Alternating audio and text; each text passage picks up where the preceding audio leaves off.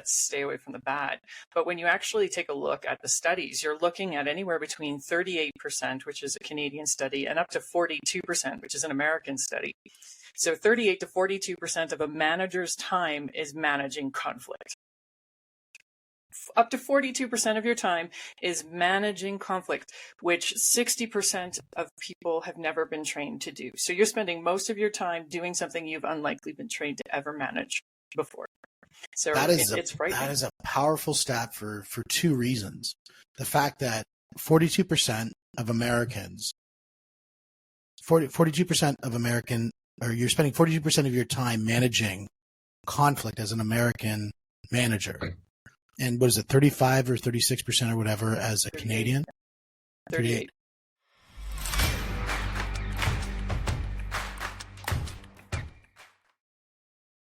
And welcome back to the Money, the Mindset, and the Mentoring podcast. Today from Canada, we don't get a lot of Canadians on the show, so I'm super excited. From Canada, we've got Kat Newport from out in Alberta. I would like to buy an argument, Kat. Can I get one? I have many for sale. So you're telling me people pay you money to bring conflict into their organization? Yes, but I'm pretty sure it was there before I got there, so it's just more healthy way to deal with it. I love it. I love it. So when I saw that we were getting connected to talk about your book, which is Smart Conflict, and then what you do with your conflict coaching, I was like, man, I was so excited to have a conversation with you. And our preamble, and I give you all the credit in the world, is that I'm a little bit devious by nature. And I was like, I'm going to try to see how I can get into some heavy conflict here. And I tried to press some buttons and all these things. And the one thing that happened, it was like, she's handling this. In fact, she's dominating this conversation. I got to figure this out.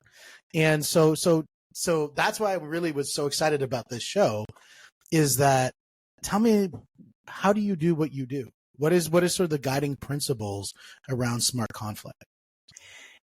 I think the fundamental principle for smart conflict is being self-aware before you ever get into conflict. There are so many of us that jump into conflict looking for relief, or not with really any plan on how this is supposed to come out. And we go in and we hope for the best. Hope is great, but hope is not a strategy.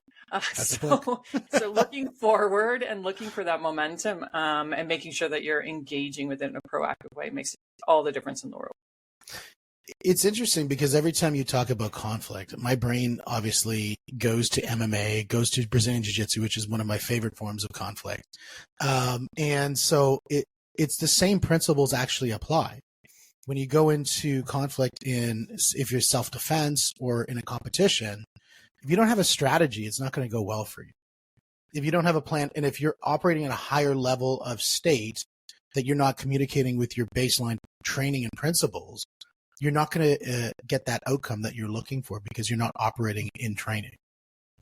I would agree with that completely. And I think I take that sort of one level up. When you're in that situation, you're also responding to your opponent in real time. You're not predicting what they're going to do 5 minutes from now. You're not bringing in the 3 fights you've had last week.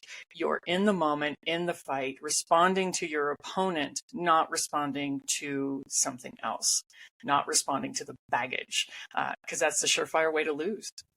Well, and when you talk about conflict and we talk about loss, I think it's interesting to use that. And then we're going to jump into relationships and we talk about what you just said and think about that, not in the ring or not at work, but in a relationship, say with a spouse or a family member. The idea that we're going to be operating in the moment in this point of conflict in which we have. We are not going to draw on the baggage of the past. We are not going to draw on other elements. We're not going to think about how angry we were that we got cut off in traffic. What we're going to do is we're both going to work to resolve. We're going to both equally work to resolve this moment at this time. Is that kind of summarizing what you're saying? Absolutely. You've hit it right on the head. Beautiful. I love that.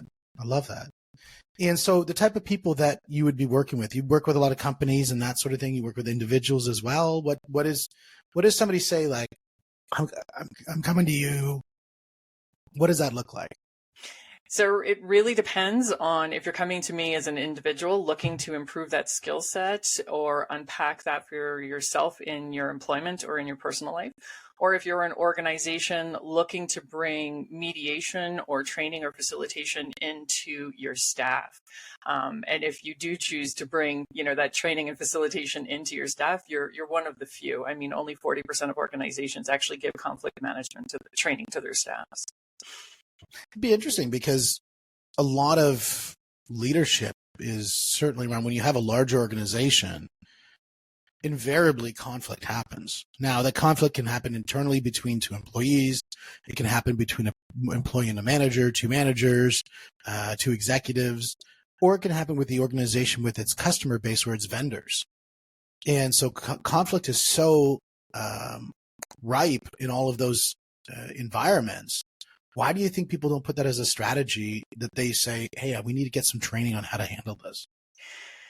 For the why, I think it's a little bit of that internal dialogue. We are in conflict all the time. It doesn't matter. It'll be fine. Let's focus on the good. Let's stay away from the bad. But when you actually take a look at the studies, you're looking at anywhere between 38%, which is a Canadian study, and up to 42%, which is an American study. So 38 to 42% of a manager's time is managing conflict. Up to 42% of your time is managing conflict, which 60% of people have never been trained to do. So you're spending most of your time doing something you've unlikely been trained to ever manage before. So it's frightening. That is a powerful stat for two reasons. The fact that 42% of Americans, 42% of American, or you're spending 42% of your time managing conflict as an American manager. And what is it, 35 or 36% or whatever as a 38. Canadian? 38. So the first thing it proves is that Canadians are more agreeable than Americans. And but the second thing is it proves that a lot of times people are working in things they're not trained on. I mean, look at parenting. How many courses do people take before they pop out a child? None. So we do all of these things without getting the courses. How many times do people get into a relationship? They get married, but they don't have a course in how to be a really good spouse, how to support the relationship. A lot of the things that we're doing, we get into the things. We see this all the time in martial arts. Somebody says, "Oh man, I'm such a good fighter. I just go red." And it's like, I don't know if that really works. I think what works is somebody who's consistently in the gym, training and practicing and drilling their skills. That person and practicing in live situations. That person's going to produce so much better results than the person who just says, I'm going to rely on my emotions to drive me through to get the results I'm looking for. Definitely resonates with me on a couple of levels for sure. Yeah. It's interesting. Now, sometimes when we look at how people handle conflict, there's many different ways that people do it. I'm specifically thinking of this one individual that I know, and not to be named, and this person was able to achieve amazing things by doing all the conflict in not the right way. And so this person was a bear, this person was a bully, this person was all the things that most people would say that just don't do that, but they still were able to achieve the outcomes that they were looking for. And so if I'm looking to you and I'm saying, well, if they could do it that way, why would I want to get some training on how to handle conflict maybe in the right way if they can just be successful? I think we're now in a period when leadership is moving away from that command and control style. Shut up and just do it is no longer working. I mean, we go back 30 years, we go back, into that mindset. And it was very much prevalent. This is your time. You're here at this time. You go pee at this time. You take your lunch break at this time. And, we'll be back again tomorrow and don't say a word. That doesn't work anymore. We have 5 generations in the workplace. We have everything from boomers right up to zoomers. I mean, we've got all these different experiences coming together, and that command and control style doesn't work anymore. So that's the first piece. We're moving towards that empathetic leadership style. The second piece that I see coming out here is the difference between rock stars and rock solid employees. Rock stars are those ones who are very, very good at what they do. You know, that sales guy who hits the numbers, blows the numbers out of the water, your rock star sales guy. And this is the guy that typically gets promoted. You are very good technically at what you do. But when you're put in charge of, say, 20 brand new salespeople on your team, that rock star personality might not be able to carry them through anymore. There's emotional intelligence that has to be applied. It's no longer hit your numbers, do or die. It's how do I get the best out of you so you serve this organization and make our goals. And that's a totally different mindset. Yeah, it's interesting to hit those too. I was having a conversation the other day specifically around the first, and the idea that the generation past was very oriented around go to school, go to university, get that job so that you can have your 2 weeks vacation, take those 2 weeks vacation, work the rest of your year to pay off those 2 weeks vacation, and rinse and repeat until your house is finally paid off, and then hopefully you're still alive to retire. And that was the generation of past. And I could see you're right, where you talk about the command and I think command and conquer or whatever the verbiage that you used. And then the idea is that the empathetic method is really prevalent now because people are looking more to, number one, I think they're looking to get more out of their work than just being paid. Experientially, they're really looking at what they're doing at work and ensuring that it's meaningful, ensuring that they have collaboration, that they have value outside of just money. And so that empathetic connection to what they're doing, I think, becomes really important. And then when you look at the idea that the individual, and I see this in the sales space a lot. This is something that I've been preaching for quite some time, is that the lone gunman salesperson it's dead. You don't have that anymore. There's a convergence that's happening in sales. And that convergence is marketing is not operating in isolation. Sales is not operating in isolation. Technology. The convergence of all three is what's making the super successful organizations. And what does that mean? It means collaboration. What it also means is the silos need to be broken down. People need to share. People need to become more of a unit. And if you become more of a unit, the person who runs out by themselves is going to be now isolated. And so they're not moving at the speed of the pack. The whole is always greater than the sum of the parts. Very much so. And when you start collaborating, the relationships become so much more important. When you were able to act as the lone wolf and get the goals you were looking for, that was fine. But the minute you do start breaking down those silos, that relationship becomes super important. So what you do day to day before you ever get into conflict, how you manage that conflict with the relationship in mind, and how you practice restoration if the relationship's been damaged. I mean, there's multiple steps that goes into that the lone wolf mentality doesn't support. Yeah, absolutely. And one thing that I think it was really interesting when we had our last conversation was this: do you think conflict's important to have?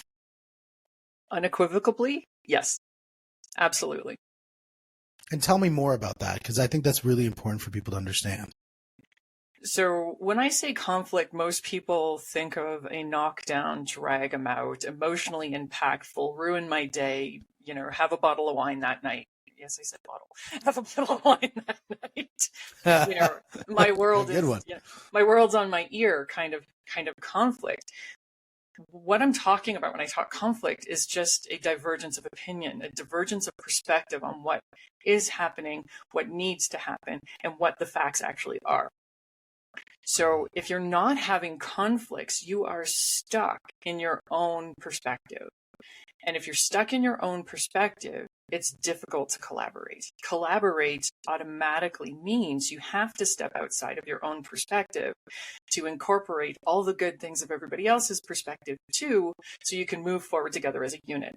And you cannot do that without healthy conflict.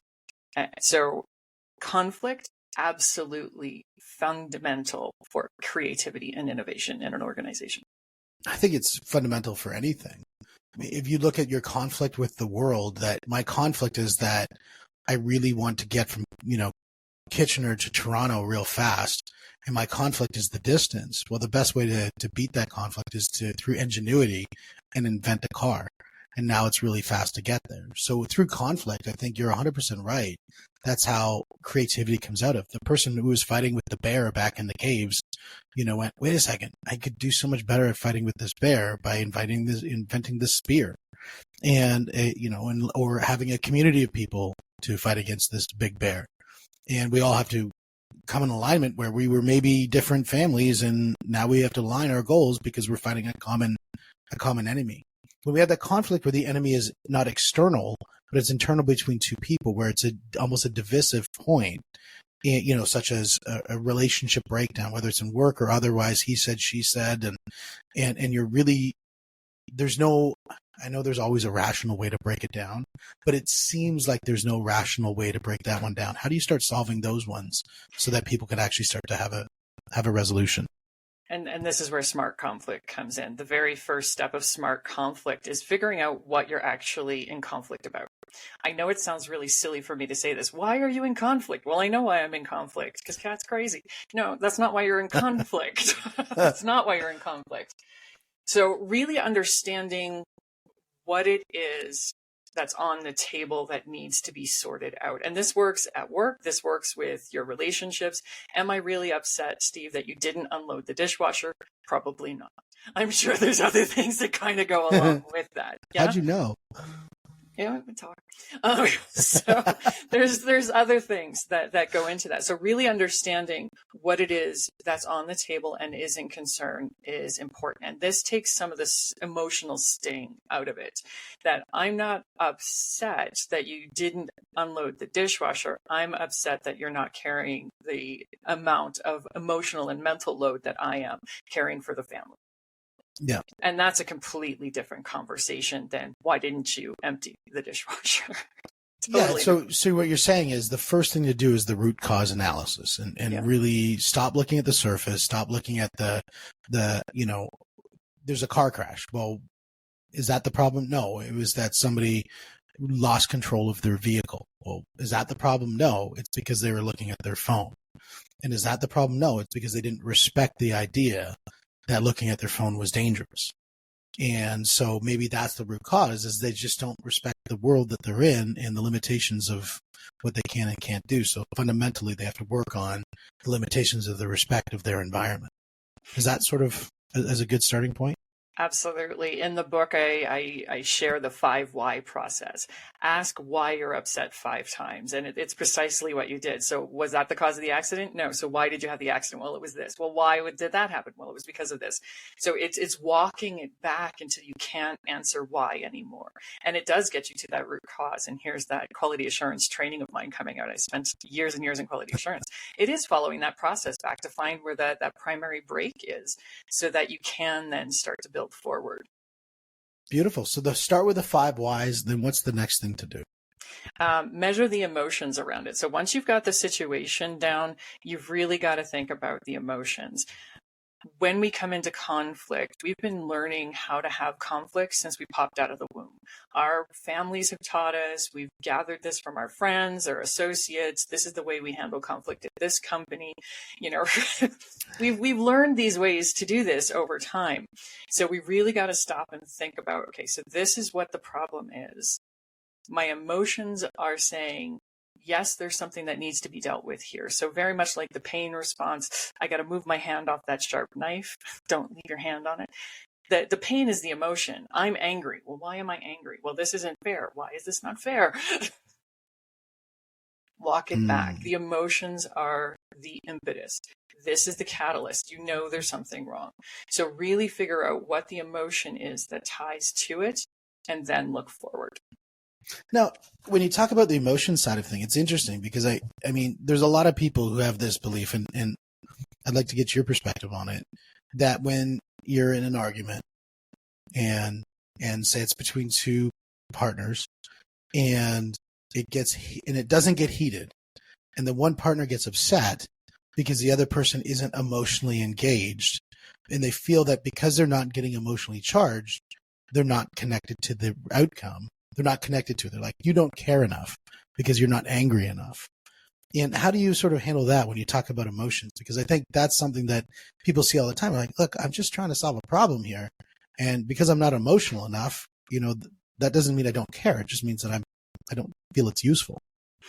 Okay, so there's two sides to this. So if I think you're not being emotional enough, whatever that means, this is my narrative. I have an assumption on how upset you're supposed to be. And if you don't hit this magical undiscussed marker, you obviously don't care. So this is my narrative. Those are my emotions, and I'm putting them on you. The flip side of this is then, well, I'm not responding in the way you want me to respond. So I see you're upset, and I know you're not getting from me what you want and need in the moment. How can I make this better? This is responding with empathy other than, Steve, you're really being ridiculous here. I mean, come on, I'm just trying to solve a problem. Which is completely dismissive and non-respective of the relationship. I want to build a relationship. There's obviously something going on the other side. I'm not angry enough. Okay, how can I help you? How can I show you that I'm invested in this resolution? Because I'm not invested in the conflict. I'm invested in the resolution. I think that's a really important statement to make, is when you're in that situation of a heightened argument and both people are getting heated or whatever you're doing, and to recognize that don't invest in the argument, invest in the outcome of the argument. And by doing that and saying that we're investing in the outcome of the argument together, especially if you're in a relationship, it's saying together that we want what's best for you. I heard this say once from, I think it was Elena Cardone said this. She said, when you're arguing with a spouse, the first thing that you need to do is start off with the idea that, start to say we both love each other right at the beginning, before even in the heat of battle. I just want to let you know we both love each other. And second, we're only doing this because we're trying to find an outcome together. And if we do that and start every argument, if it starts getting heated, that's the first thing you say. And can we both make a contract, a verbal contract with each other, that we're both committed to having an outcome, a positive outcome for both of us? Because if we can't do that, then there's no reason to have this conversation. Precisely. I agree completely. I don't think I can add anything more to that. Yeah. Invest in the outcome. I'm not attacking you as a human. I'm attacking a problem. And I want you to attack it with me. I love it. I love it. So now you started off with the whys, then we start off with the, assessing the emotional relationship to the argument itself. What's the next thing that need to be dealt with? So as we go through SMART, we have situation, we have measure the emotions, we have the A, which comes down to an agenda, not the bad kind of agenda. An open, honest, I'm communicating this to you agenda. It's all about that looking forward piece. We're in conflict. I know kind of where I want to end up, and I know where my boundaries are. So I know I will never, ever, ever do 1, 2, and 3, but 4, 5, and 6, we can totally negotiate on. So I have an idea of where I want to go, but I also know what I can and cannot do based upon my values and my ethics. Okay, so that when you say the agenda, then it's basically saying here's the goes and the don't goes, and maybe the maybes, and so laying out sort of a roadmap for what can happen. I mean, I hate the word agenda. But at least I don't like the word. I don't know why. It's one of those words that always bothered me when I was a kid. Agenda. I was like, especially when they put the 2 A's, agenda item. I'm like, bothered me. I don't know. It got me fired up.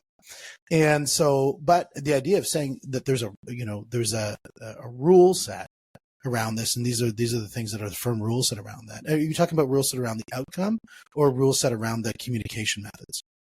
So it's a little bit of both. So again, I'm focusing on before, during, and after here as well. There's going to be effort put into setting up those boundaries beforehand. You will know what they are because we've been in a relationship. We've had discussions before. You know how I act. You know what I will tolerate, what I won't tolerate, particularly in relationships where you're intimate with your partner or you've been working with your coworkers for a while. You know what works and what doesn't. So this has been set up beforehand. During the argument or during the conflict, if you start yelling at me, this would be the reestablishment, for example, of one of my boundaries. I can't talk with you when you're yelling at me. You need to stop, or I'm going to have to walk away and we'll revisit this another time. This is the boundary. I cannot cross this. I can't work in that environment. The agenda is also looking at, okay, we didn't hit our sales targets. and I think it's problem A, you think it's problem B. We've got to get to problem C to hit the sales targets now. Like by the end of the week, we got to figure this out. So we can agree that we're trying to hit C, however we get there. So how are we going to hit C? And that's the agenda. We are coming together in this conflict because we need to get to C. We need to see. Yeah, that makes sense. Now, when you set that roadmap, and I mean, in my mind, I think it might be the right idea, but would you say that that's a good thing to set up almost like a relationship contract? Because everybody knows, I mean, if you're smart, no pun intended on the book, if you're smart, you should know that there's going to be conflict at some point. And if you said to somebody, look, I know I'm going to argue with you, we're going to have a disagreement in some way, some shape or form. And when we do, these are the rule set that I think is important, that based on the boundaries that I have. And furthermore, I'd like to know what your rule set is and what your boundaries are, so that when we do have that inevitable conflict that we know is going to happen, that we can point to this almost a verbal contract that we have with each other we're going to respect. Is that a smart idea to do ahead of time? You could definitely do that ahead of time if that's the way your relationship works. It can also happen organically. I mean, we're not going to go from, hey, I just met you on the street to let's get into an intimate conflict about getting to see right now. Well, people meet each other on the street, they get into intimate things as well. So, I mean, hey, it's no judgment, but then from a conflict perspective, my question is, do you really need to get into conflict with a perfect stranger? And what's your payout here, really? So just saying. My wife was a perfect stranger, and then now that was 15 years later. 23, and I can tell you we didn't have a relationship contract, but it did evolve over time. It's like, oh, this did work, this didn't work, that kind of thing. But that's my relationship. Am I saying this is what needs to be done across the board? No. Am I saying a relationship contract might be helpful in some instances? Absolutely. And that's going to be up to you and your partner. Now, what does the R stand for? Our relationship. It's all about the relationship. All about the relationship. If you are not focused on the relationship, we're going to have a problem, because a conflict isn't about you making yourself feel better. A conflict's not about winning. The conflict's not about take them out at all costs. It's about the relationship. If we're at work and we're colleagues, what is our relationship going to look like after we have a knockdown, drag them out fight of trying to get to C versus collaborating to get to C? Because both of them are the same thing. They're both conflicts. It's just how we approach it and what our philosophy is. Is that like the idea of don't try to win the battle, try to win the war?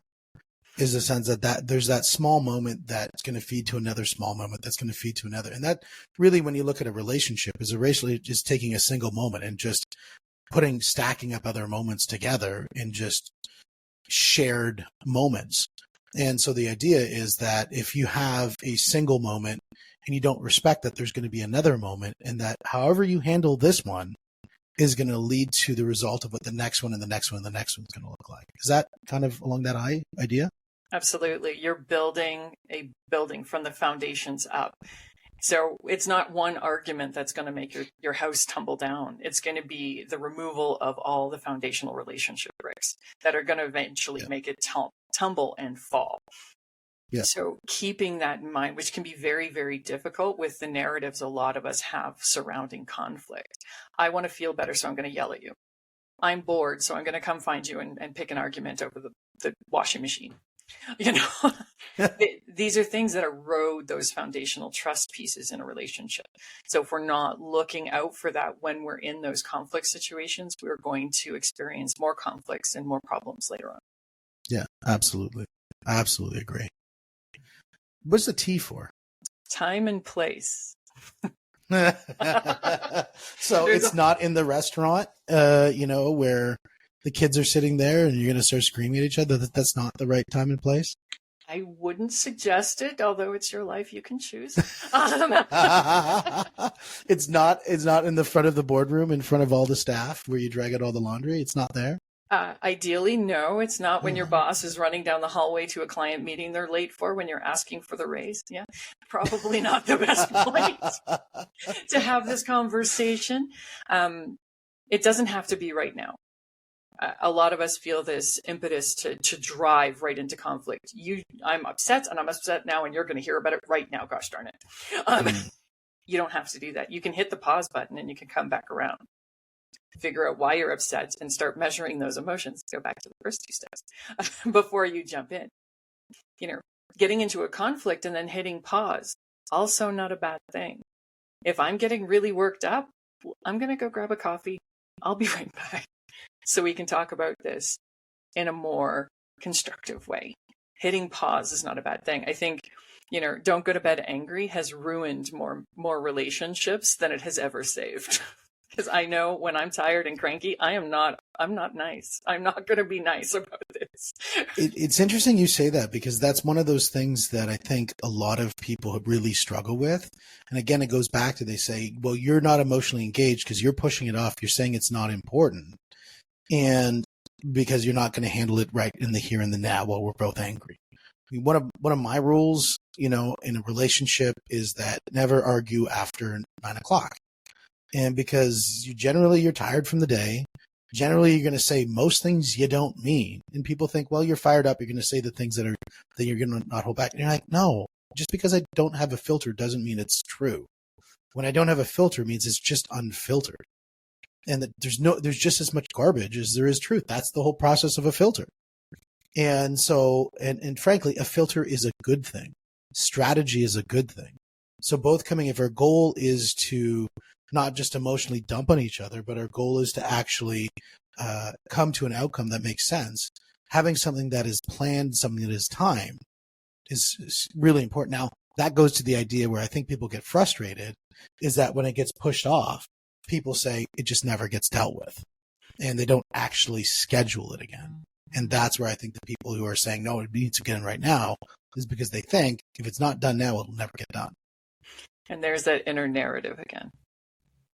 It's happened before, so it's going to happen again. I'm predicting the future that because it happened before, you're not going to hold up on this argument. Exactly. So there's that inner narrative. And I also want to flip the frame a little bit, that if I want to go to bed now and really talk about this in the morning, when I have my filter, when I'm fresh, it's not that I'm not invested in our relationship. It's not that I'm not invested when I want to discuss it in the boardroom tomorrow. It means I'm more invested, because I'm taking the time to be my best self and bring my best self to this relationship, as opposed to giving whatever I've got left over right now. That's right. Well, it's just like if you want somebody to go into a ring, like an MMA match, and they walk in, you're not going to send them on a 30-kilometer run, get them to do 1,000 burpees, and then they say jump in the ring and perform well. Except for my buddy Pat Pitt, like that guy will just kill everybody. But we talked about he's the just rock got cardio for days. There's no stopping that guy. But for every other human on the planet, they have a cardio wall. And I think sometimes when people hit that emotional wall and saying it's 9:00 at night, it doesn't make sense. That should be held as being okay, because you care so much about the relationship, with the proviso that you're going to respect that you will talk about it again, and demonstrate that you do that consistently, and then that becomes the narrative. Absolutely. You're dead on the money. And this applies to not just, bedtime with your partner. This also applies to those lulls at work as well. I don't like to schedule meetings between, 2 and 3 o'clock in the afternoon, because my brain, I don't know what happened. Everything just unplugs. I can't think of anything. I'm not doing anything. Going to take the dog for a walk. It's the safest option. And if that's what I need at work, it's like, look, I'm going to 3:30. We'll be back at 3:30. It happens at work as well. So we're not just talking personal relationships here. And it's about respecting and empathetically respecting the other person in this conversation. Absolutely. Absolutely. What's one thing that you're leaving out that somebody needs to think about when it comes to an argument, when it comes to conflict, when it comes to having a disagreement and a difference of opinion? Oh, and the list just comes up in front of my face. Okay. Where do we start? The one thing. It's not 3 PM. We're good. It's not 3 PM. So I got more than one thing. So I think when we're talking about conflict, one of the things we really need to put in our pocket and carry away here is conflict is a good thing. it we all have this, I wouldn't, okay, all maybe an overstatement. Most of us have this idea that conflict is this terrible thing and it's going to hurt and it's going to be awful. But we have conflicts every day and we don't even know we've had them. They're that innocuous. They're that aseptic. They just, oh, this is the wrong coffee. The barista gave me the wrong coffee. Can I get my right coffee, please? Oh, look, you've just had a conflict. And it's just whoosh, right over. You just kept on going. It's not necessarily a bad thing. Healthy conflict and unhealthy conflict are two very different things. Focus on the healthy conflict to start changing the narrative. Interesting. I'm trying to think of something I can stump the champ on this one, because I love the idea of, when we were chatting last, of figuring a way to kind of throw something at you that you can't hit. And you've done an amazing job of answering everything. I love it. I think just having you come in to have people play that game would be so much fun. And for everybody else. Knock out the champ. All comers welcome. That's right. You got to get a smart conflict belt that you put up in the back and say, come take it from me. And see if that'll work. And actually, it's funny because you're out in Alberta, and so if somebody is going to come take it from you, it's a beautiful place to go. Oh, gorgeous. And yeah, which is fantastic. I love that spot. Yeah, thank you so much, Kat. Like, this has been amazing. It's, last time we were chatting, and normally I keep my episodes nice and short and concise. I've just truly enjoyed chatting with you. I think for anybody, I love the idea of what you said, is that most organizations, most managers spend 46% of the time handling conflict, but they've never been trained how. So I suggest, guys, go out, get the book, Smart Conflict, from Kat Newport, and start thinking smartly about how you enter into conflict, healthy conflict, and create great outcomes. It's been great. Thank you so much for having me, Steve. This has been awesome. No problem. Thank you. And if you are looking for Kat and trying to reach out to her, look for smartconflictbook.com. That's the easiest way to find her. And guys, this is the Money, the Mindset, and the Mentoring podcast. We will see you on the next one.